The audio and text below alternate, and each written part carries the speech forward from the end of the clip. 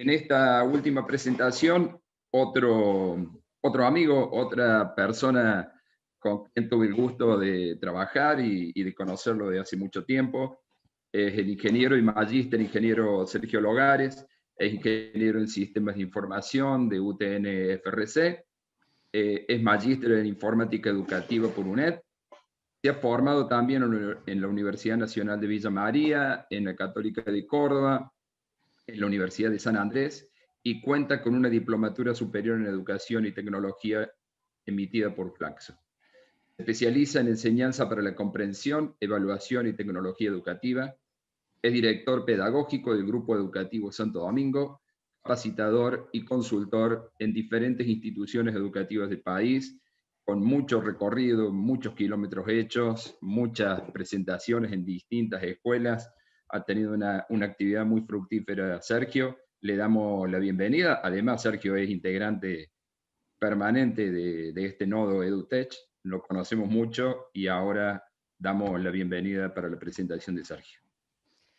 Bueno, buenos días, muchas gracias Roberto. Bien, vamos a arrancar inmediatamente, así recuperamos un poquito del tiempo que nos venimos desplazando para cerrar la mañana. Bueno, bienvenidos a todos, voy a compartir mi pantalla, así podemos comenzar. La idea, no sé si ahí se está viendo la pantallita ¿Te ve compartida. bien, Sergio? Perfecto, bueno. Listo, arrancamos. Un poco la preocupación mía, no de ahora, sino de hace mucho tiempo, tiene que ver con el tema de la evaluación en particular, ¿no? Y en el tiempo que estamos viviendo de virtualidad, se me ocurrió por ahí en este rato compartir un poco algunas ideas respecto a cómo realizarla en virtualidad y cómo llevar adelante este proceso indispensable para el aprendizaje, ¿no? Bueno, voy a arrancar con lo siguiente. Por ahí la primera preocupación que hubo en muchos docentes de todos los niveles cuando arrancó el periodo de emergencia sanitaria es cómo hacer para que los alumnos no se copien en una evaluación, ¿no? Y eso trasluce en gran medida un concepto tradicional de evaluación que en la teoría ha sido superado hace mucho tiempo, pero que en la práctica persiste en muchos centros educativos. Para entender un poco a dónde estoy yendo, quiero distinguir tres conceptos que muchas veces se confunden, pero que son diferentes, ¿no? Cualquier tema que querramos enseñar en cualquier nivel educativo siempre posee tres aristas distintas, ¿no? Por un lado están los conocimientos, en el sentido de que queremos que nuestros estudiantes se lleven información puesta, que sean capaces de reconocerla, de repetirla, de evocarla. Por ejemplo, las tablas de multiplicar es un conocimiento que queremos que los chicos se lleven. Por otra parte están las habilidades rutinarias. ¿Qué son las habilidades rutinarias? Son ciertos desempeños que pretendemos que los chicos, de tanto entrenarlo, lo puedan realizar de manera prácticamente automática, ¿no? El algoritmo de la multiplicación sería una habilidad rutinaria. Pero si bien estas dos cuestiones son importantes, y generalmente son el centro de muchas evaluaciones, lo más importante de todo, sea el tema que sea, es lo que llamamos la comprensión. ¿Y qué es la comprensión? La comprensión, y pensemos en cosas que comprendemos en nuestra vida cotidiana, del ámbito que sea, nos vamos a dar cuenta que no es solamente tener la información a mano y ser capaz de reproducirla, y no alcanza solo con saber el algoritmo y poder ejecutarlo de manera hábil, ¿no? ¿Cuándo comprendemos algo? Comprendemos algo cuando somos capaces de pensar y de actuar con flexibilidad en situaciones nuevas a partir de aquello que sabemos, ¿no? Es un conocimiento activo transferible.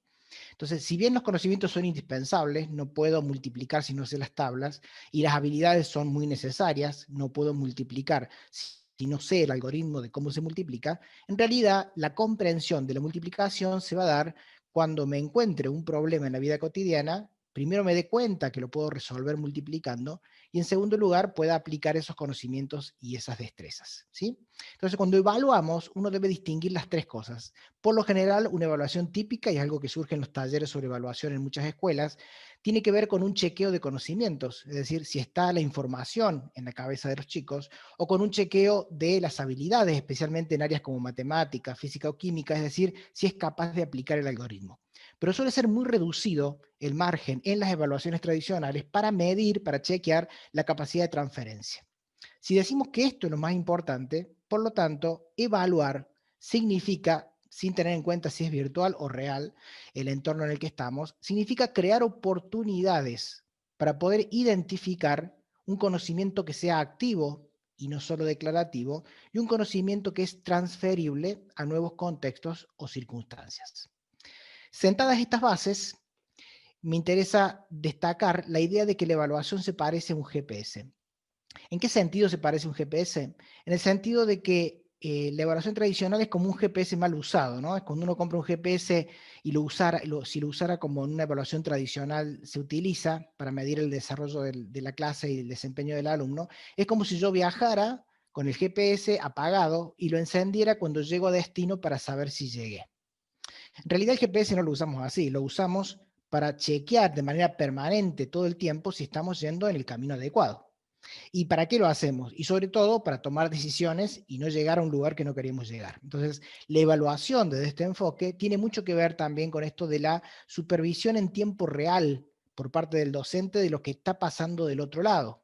Y en tiempo de virtualidad, de distanciamiento físico, esto es todavía más importante, saber qué está ocurriendo del otro lado de la pantalla en la casa de cada uno de los chicos. Además, lo más importante del sentido que tiene evaluar no es calificar al alumno, tiene que ver con qué medidas me indica ese GPS que tengo que tomar, hacia dónde meto el volantazo para que lleguemos todos a las metas previstas y no nos perdamos en el camino. O sea, el centro de la evaluación es más información para el docente para tomar decisiones acerca de su intervención pedagógica en la clase. En este sentido, la calificación no es la razón por la que evalúo, sino que es la consecuencia de haber evaluado. Entonces, cuando uno dice, bueno, se eliminaron en la jurisdicción de Córdoba y a nivel nacional la posibilidad de calificar de manera cuantitativa, en realidad no es tan importante porque el corazón de la evaluación está antes. La evaluación termina siendo la calificación una consecuencia pública, más de carácter político, para dar cuentas al sistema, en realidad a la sociedad de lo que ocurrió, y no es la principal función que tiene la evaluación, que es la de ser un insumo para la acción del docente. En definitiva, los criterios a partir de los cuales miramos lo que pasa del otro lado de la pantalla son la clave sobre las cuales debemos depositar la atención particular docente. Ahora bien, algunas sugerencias para mejorar el proceso de evaluación, ¿no? Lo primero que uno debería hacer, dicen algunos autores, es pensar como evaluador. Es decir, yo tengo que dar un tema, tengo que abordar una unidad didáctica. Lo primero que pienso es en las metas. Es decir, ¿qué quiero conseguir con este tema? No es qué tengo que dar, sino que qué van a lograr esos alumnos, qué comprensiones son verdaderamente importantes y por qué son valiosas, es lo que va a orientar el resto de mi planificación. Pero acá viene lo novedoso. En segundo lugar, después de pensar qué es lo importante, qué quiero conseguir, cuáles son las metas, lo segundo que pienso es cómo lo voy a evaluar. No cómo lo voy a dar, cómo van a ser las clases, sino cómo va a ser la evaluación. Porque la evaluación consiste en encontrar evidencias aceptables. Es decir, ¿qué voy a observar de la producción de los alumnos que me van a indicar de manera clara que están yendo en la dirección de las metas? Y recién en un tercer momento me concentro en el proceso de enseñanza. Es decir, qué voy a generar en las clases, qué actividades, cómo voy a involucrar a los estudiantes para que desarrollen esas comprensiones. Entonces, primero pienso qué es lo importante, qué comprensiones en el sentido de poder transferir aquello que van a aprender tiene este tema que voy a abordar. En segundo lugar, cómo lo voy a evaluar. Y en tercer lugar, recién diseño la enseñanza para que las actividades que planifico ya dejen a la vista, a propósito, aquellos indicadores que necesito mirar para saber si estoy yendo en la dirección correcta. Otro consejo de muchos autores tiene que ver con esto. Yo conozco mucho más a una persona si veo un álbum de fotos de esa persona en lugar de ver un solo retrato. ¿Y cuál es el corolario para la evaluación? Es que es mejor muchas evaluaciones pequeñas, constantes en el tiempo, que evaluaciones muy integradoras que agrupan muchos temas de una sola vez. Porque capaz que esa foto que saco encima me sale movida y obtengo un resultado que no es el que pretendo, ¿no? Como naturalmente las mediciones tienen un sesgo, mientras mayor sea el número de mediciones que haga, más probable es que ese sesgo desaparezca y que la información que obtengo sea realmente genuina. Otro consejo de muchos autores, utilizar instrumentos variados. Entonces, no siempre enfocarme en un solo método para evaluar, sino utilizar diferentes fuentes, diferentes modalidades, que a veces sean más apropiadas para cierta inteligencia de algún alumno, para cierto estilo de aprendizaje, y a veces encaje mejor en otro, ¿no? Entonces, la variedad también en esto es importante. ¿Cómo evalúo la comprensión en un contexto de virtualidad o en un contexto de presencialidad? Un instrumento muy valioso es lo que se llaman evaluaciones situacionales. Las evaluaciones situacionales tienen que ver con poner al estudiante en rol para que haga algo con eso que aprendió, ¿no? Decíamos hace un rato, la comprensión se da cuando yo soy capaz de usar lo que aprendí en una situación nueva. Bueno, entonces la evaluación más genuina, más auténtica, va a ser aquella que plantee una situación nueva y yo puedo observar al alumno trabajando con lo que aprendió para resolverla. Ejemplo, en este caso, historia. Esto me pasó hace un par de semanas con un cole de Venado Tuerto. Historia, están trabajando hombre primitivo en un 7º grado, y el planteo de la evaluación final tiene que ver con poner al alumno en rol diciéndole: ha sido designado como director de un museo de ciencias naturales, tenés que crear un pabellón dedicado al hombre primitivo. ¿Qué escenas representarías? ¿Qué colocarías en ellas? ¿Y por qué? Si es capaz de generar esos stand, ¿no? Me viene a la mente Una noche en el museo, ¿no? Los dioramas, ese tipo de cosas. Si es capaz de crear las escenas claves para mostrar la vida del hombre primitivo y justificar la elección en ese collage que puede generar en algún dispositivo digital, yo puedo obtener evidencias de que la comprensión realmente se dio. La puso en movimiento lo que aprendió, no solo lo declaró, ¿está bien? Como sería una evaluación tradicional. Otro ejemplo de evaluación situacional, en este caso para el área de biología del secundario, 4º año, la profe de biología me plantea que a los chicos, si bien ven los sistemas del cuerpo humano, les cuesta ver que están integrados, que actúan de manera conjunta. Entonces la evaluación final para este tipo de actividad tiene que ver con esta ficha, en la cual se muestra el cuerpo humano con todos sus sistemas, y se plantea una situación. Por ejemplo, ¿qué sucede si esta persona sale a correr, se agita, le falta el aire y transpira? Bueno, ¿cómo explicarías lo que le pasa a partir de lo que aprendimos los diferentes sistemas del cuerpo humano? ¿Qué hay en la ficha? Un lugar para que escriba la justificación de qué le pasa a esa persona que corrió, y un esquemita para que pueda señalar, pintar, marcar, rodear con un color las áreas de los diferentes sistemas que han estado involucrados en eso que estoy explicando a partir de la ciencia, ¿sí? Entonces, evaluaciones situacionales y de final abierto. Otra cosa que es muy interesante para evaluar es, más que todo en virtualidad, reproducir lo que se produce en los grupos de trabajo cuando trabajan de manera conjunta, en equipo.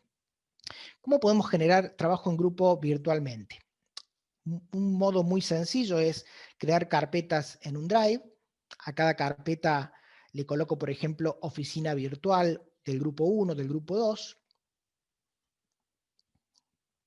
Y dentro de cada carpetita, lo que hago es crear un documento compartido de Google.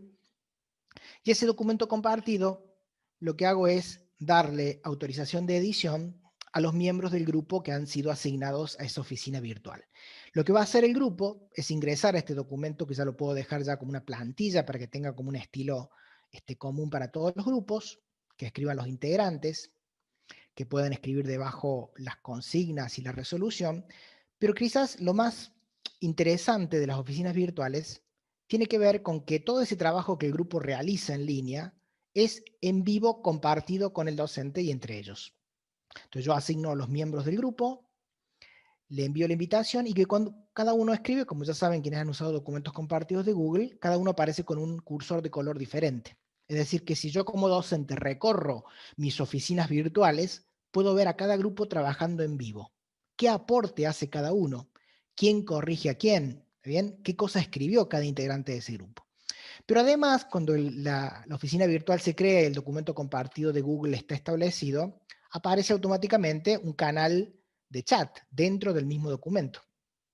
Es decir, que el grupo puede inmediatamente intercambiar ideas, trabajar entre ellos para resolver la situación. Y yo como docente también puedo incluir. Pero quizás lo más interesante es que una vez terminado, cuando voy a historial de versiones, puedo ver cómo se formuló ese trabajo, viendo qué hizo cada uno de los integrantes en cada momento en que se reunieron. Es decir, tengo una trazabilidad completa del trabajo en grupo, incluso supera lo que sería un trabajo en grupo en el aula, donde yo paso un ratito por cada mesa para ver cómo están trabajando entre ellos. Me parece una cosa muy piola. Y hay una cuestión en la virtualidad que por ahí se deja de lado y es una gran ventaja.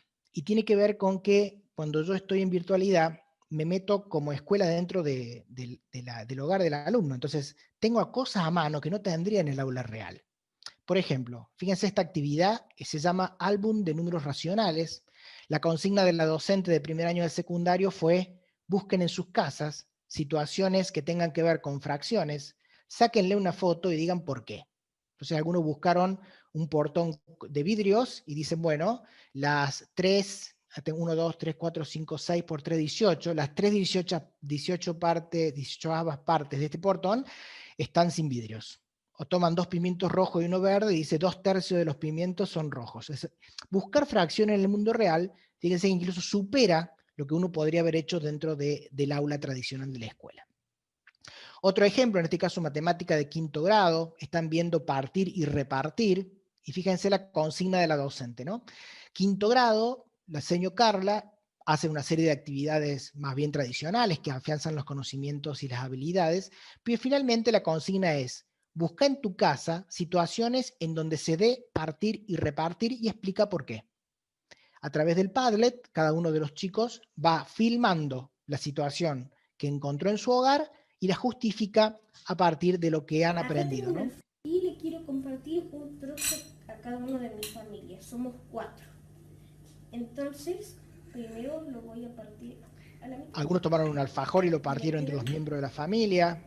2 mitades. Y dicen a quién se lo reparten. Otro buscó en su biblioteca su colección de libros y los repartió entre los miembros del hogar. Hola, señores y chicos.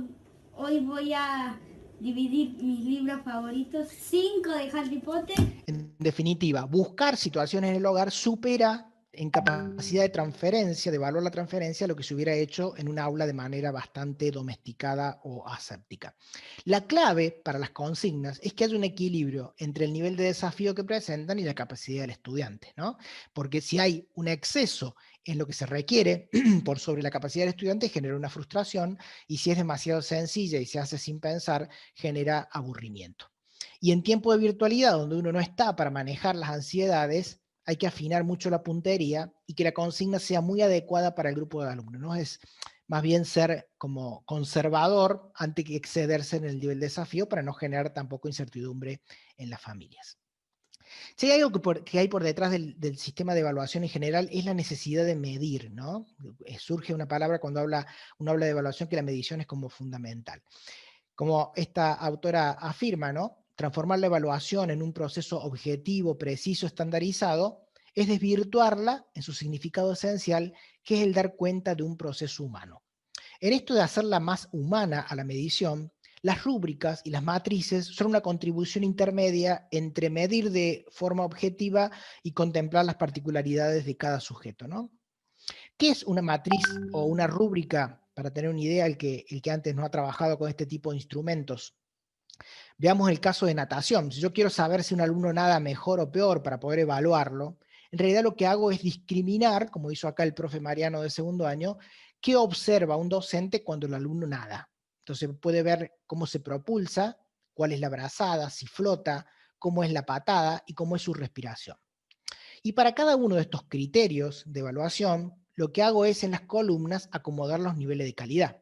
De un nivel de calidad 4, que sería excelente, a un nivel de calidad 1, que sería insuficiente. Al medio habrá grises, que yo iré conformando como docente en base a mi experiencia de años anteriores con el mismo tema. Pero lo bueno de esto es que una vez que yo clarifico la matriz y la tengo como expuesta, me facilita muchas tareas posteriores. El tiempo no es perdido, sino que es invertido realmente, ¿no? Porque yo podría a cada criterio establecerle un peso de importancia, que es más importante dentro de cada uno de los criterios que señalo, y a su vez a cada criterio lo puedo discriminar por nivel de calidad. Por ejemplo, si brazada vale un 30%, cuando es excelente será el 30%, pero cuando es un nivel 3 será el 20%, y un nivel 2 será el 15%, y un nivel 1 será el 5%. Es decir, pasar de una evaluación cualitativa a una cuantitativa sólida es muy sencillo a partir del uso de matrices. Y lo interesante es que una herramienta como Classroom, que es usado por muchas escuelas en esta situación de emergencia, ya incluye para una tarea la posibilidad de crear grillas de evaluación. O sea que me da servido el instrumento cualitativo para trabajar con el grupo, que puede ser traducido a cuantitativo si uno quisiera. Si opta por no colocarle puntaje, también puede ser. Lo bueno es cuando uno crea con Classroom las matrices de evaluación o rúbrica, luego cuando yo corrijo los trabajos, me alcanza con hacer clic, con iluminar el nivel de calidad de cada criterio para hacer una devolución muy rica, cualitativa, pero a la vez rápida y productiva para el docente, que hubiera sido mucho más compleja a partir del momento de hacerla individual y abierta, ¿no? O sea, es un punto intermedio que me facilita la tarea como docente, gano tiempo y además le da una información valiosa y usable para el estudiante. Pero quizás lo más importante de las matrices tenga que ver con la posibilidad de transferirla al alumno para que haga su propia autoevaluación, ¿no? Con lo cual también es interesante.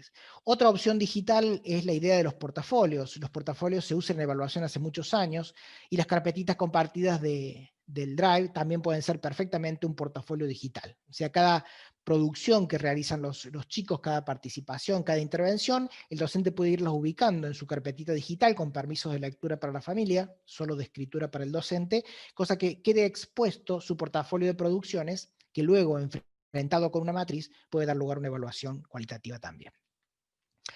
Y también hay que hacer evaluaciones de proceso.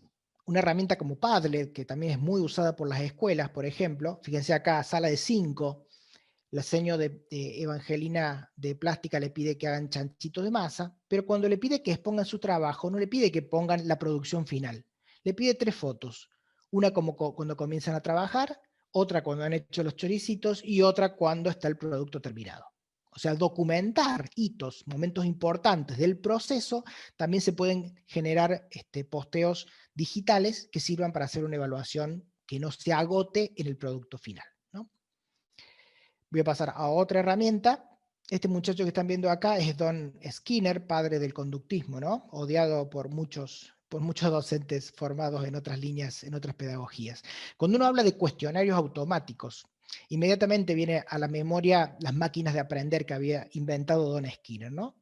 Sin embargo, los cuestionarios se pueden ver de otro enfoque de una manera más rica, ¿no? Yo en general soy un enemigo de los múltiples opciones, los verdaderos falsos, ¿no? Porque pueden chequear conocimientos, a lo sumo habilidades rutinarias, pero es muy difícil que puedan capturar la esencia de las comprensiones, la capacidad de transferencia, ¿no? En eso estoy en contra. Pero está bueno usar los formularios, los cuestionarios que están también incluidos dentro del Classroom, o se pueden usar sueltos desde el Drive del mismo Google, porque descargan al docente del chequeo de las cosas que puede una máquina corregir.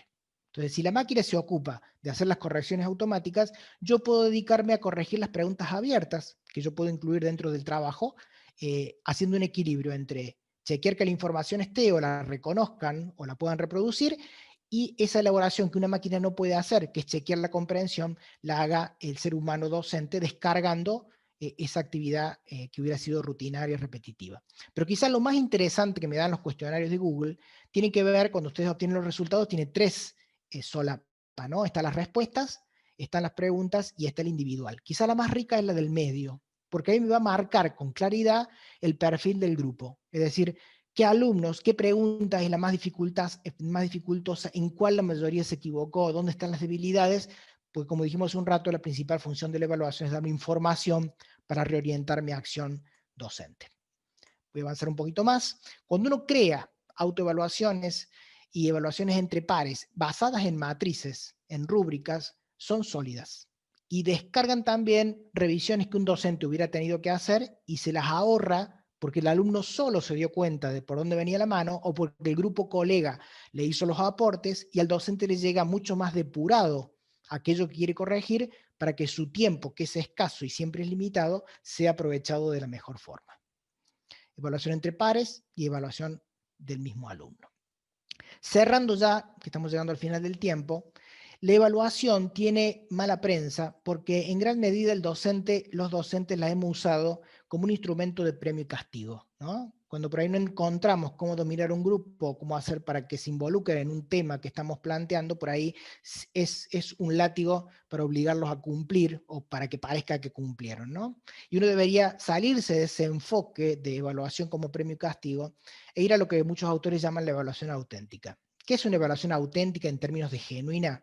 Que es aquella que propone situaciones reales o cercanas a los estudiantes, problemas significativos y complejos, para que los alumnos utilicen los saberes, pongan en juego estrategias y demuestren la comprensión de los conocimientos nuevos, ¿no? Por detrás de evaluación hay mucho de mirada, ¿no? Uno mira al estudiante cuando lo esté evaluando.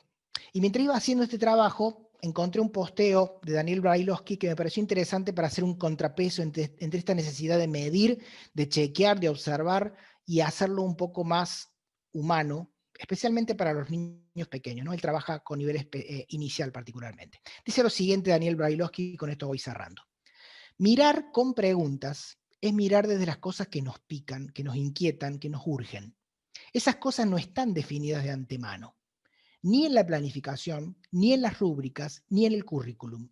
Porque las preguntas, como cristal de la mirada, no están listadas en ningún documento. Son preguntas propias, auténticas, surgidas de la curiosidad y la imaginación pedagógica del docente. No están prefabricadas.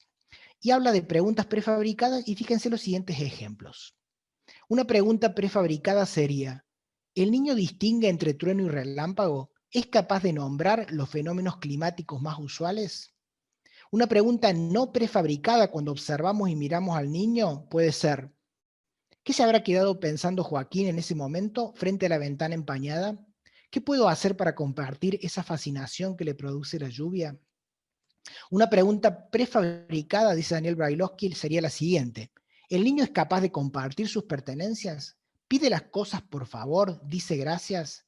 Una pregunta no prefabricada sería, ¿qué busca entender Martina cuando le quita el juguete a su compañero? ¿Qué palabras necesita escuchar? ¿Qué misterios le inquietan y busca revelarlos apropiándose de ese objeto? Una pregunta prefabricada sería, ¿ha logrado el niño el establecimiento de vínculos de calidad con los adultos y con sus pares? Y una pregunta no prefabricada sería, ¿qué me quiere decir Julieta cada vez que me pide ayuda para hacer cosas sencillas que en realidad podría hacer sola? ¿Qué significa para Milagros y Tania decir que son mejores amigas? ¿Qué significado le dan a la amistad?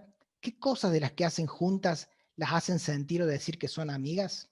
En definitiva, este último movimiento dentro de la presentación va como abriendo un segundo panorama, ¿no? Más allá de la rúbrica, de la planificación, del uso de dispositivos digitales para evaluar, yo creo que uno no tiene que olvidar la segunda pata de esta mirada evaluativa, que como dice Daniel Brailovsky, dice, los tópicos son los mismos, las preguntas prefabricadas de las que no son, el clima, los objetos, los vínculos. Pero la posición desde la que se pregunta y la energía que conduce a preguntar son diferentes. En este tiempo de virtualidad, mediados por máquinas ciertamente frías, creo que uno dentro de ese abanico que tiene que ver con la evaluación, no debería perder de vista de quedarse encerrado dentro de la rúbrica, prisionero dentro del cuestionario, atrapado dentro de la consigna y abrir esa mirada de humanización que tiene que ver con preguntas auténticas, de ver cosas que no habíamos planeado ver, pero que son valiosas y únicas para cada uno de los estudiantes que tenemos al frente. Un poco esta es la mirada general que quería dejar hoy. Así que bueno, muchas gracias Roberto y gente. Por favor, Sergio, muchísimas gracias a vos. Bueno, en YouTube veía los chats de felicitaciones, de gente que te menciona por algunas actividades motivadas a través de tu trabajo en las distintas instituciones. Así que, bueno, de nuevo, muchas gracias. Siempre muy valioso y muy interesante tus propuestas y tus planteos. Así que muchísimas gracias. Disculpe el tiempo de demora que tuvimos. Fue corriendo el tiempo y esto es así, pero bueno, no quise interrumpir en ningún momento. Bueno, muchas gracias. Muchas gracias.